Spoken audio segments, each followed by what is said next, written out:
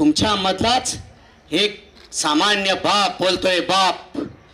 साहित्यिकांनो, तुम्हाला नाही कळली का माझी कथा?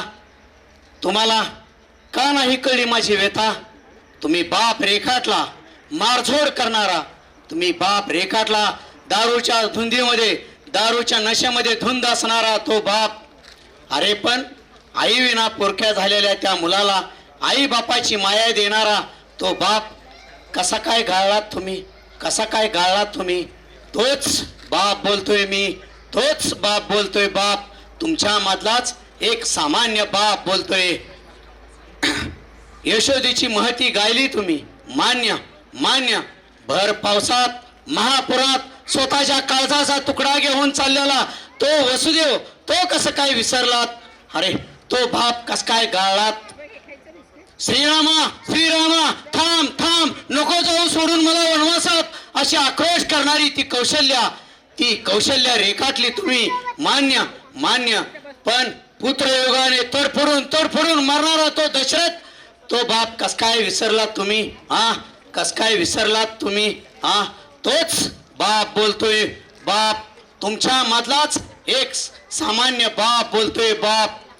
अरे मुलांच्या ऍडमिशन पासून शिक्षणापर्यंत, अगदी त्याच्या नोकरीपर्यंत अनेकाचे उंबरडे झिजवणारा, अनेक मान अपमान सहन करणारा तो बाप आज गाळला जातोय. तो बाप आज गाळला जातोय. तो दुर्दैवी बाप. तुम्हाला एक सांगू, तळहाताच्या फोडाप्रमाणे चपलेल्या त्या मुलीचा सर्वात मोठा विश्वास असतो तो म्हणजे तिचा बाप असतो, तो बाप असतो. तोच बाप बोलतोय बाप, तोच बाप बोलतोय बाप. तुमच्या मधलाच एक सामान्य बाप बोलतोय बाप. अरे विसरून गेलो बापाला, मान्य आहे. आईची महती मोठी आहे. छोट्या झुरळाला पाहिल्यावर आई ग म्हणणारे तुम्ही, भला मोठा साप पाहिल्यावर बाप रे म्हणताच ना. छोट्याशा दुःखामध्ये आई कुरवळते, गोंजरते. पण भल्या मोठ्या संकटामध्ये, भल्या मोठ्या दुःखामध्ये स्वतःच्या छातीचा पहाड करून, ढाल करून स्वतः त्या मुलाच्या पाठीशी स्वतःच्या डोळ्यातले आसवे लपवून तो उभा राहतो. तो बाप असतो. एक सामान्य बाप बोलतोय बाप. साहित्यिकांनो सांगू, तुम्ही आई रेखाटली, मान्य आहे. पण बाप रेखाटला का हो? बाप रेखाटला का?